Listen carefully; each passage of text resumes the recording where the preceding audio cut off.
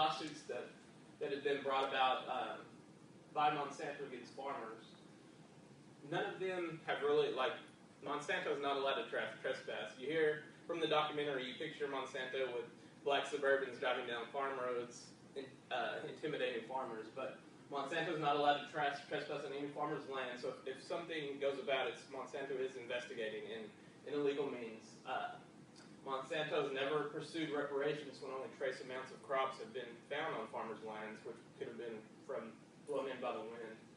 And Monsanto has over 250,000 customers, and there's only been 9 lawsuits that have come to fruition. And in all 9 lawsuits, at the end of the trial, the judge has always found in the case of Monsanto.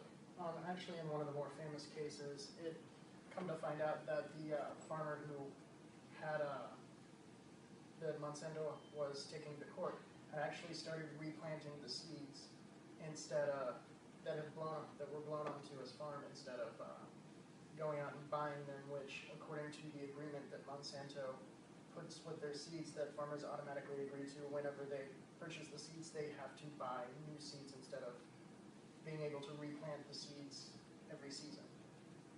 Yeah, basically what they have to do is if you buy Monsanto's Roundup Ready seeds, you have to buy them every year, as opposed to what has been done in the past when farmers keep their seeds at the end of a harvest and then replant.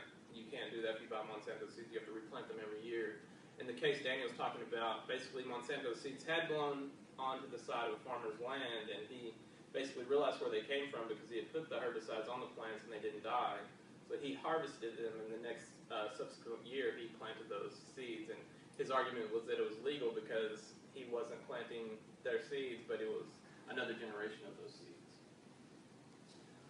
Regarding the safety of GMOs, since 1996, trillions of meals have been served with the ingredients being traced back to GMOs, and there's never been one instance when safety has been an issue. Scientists from food safety agencies from more than 25 countries have studied the products of GMOs, and there's never really been anything come up as far as a safety-related issue. And before any product from a biotech crop comes to market, it's been under investigation in research for at least 6 years, somewhere in between 6 and 12 in most cases. Going to the government, this is one issue that came up, and Monsanto does have a large number of lobbyists, as most large corporations do. One thing that came up in Food Inc. is the fact that Supreme Court Justice Clarence Thomas actually used to be an attorney for Monsanto. What they don't bring up in the documentary is that this was before Monsanto was ever involved in the agricultural business. And actually the Supreme Court case that Clarence Thomas wrote the majority opinion on, Monsanto was not involved in that case. It was actually a competitor of Monsanto. And the end verdict was a 6-2 count, so 6 Supreme Court justices filed for the biotech company, where only 2 were against it. And going to the monopoly. Monsanto is a huge corporation, and 90% of the seeds, especially soybean seeds, come from Monsanto. But farmers do have the option of using conventional seeds, like it's been done for generations, but they choose to use Monsanto seeds, and there must be a reason.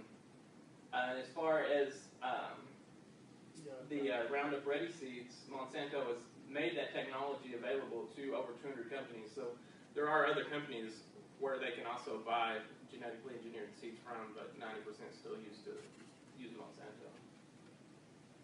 As far as the issue that came up of the suicide rate, it is alarmingly high suicide rate in India, and it has risen since 2002. But as you see, the purple line there, that's actually the suicide rate among farmers. So you can see that this wouldn't be related to Monsanto because it's been static since back to 1997, before Monsanto ever came on the market there. And as far as superweeds, Daniel's going to talk to you a little bit about that.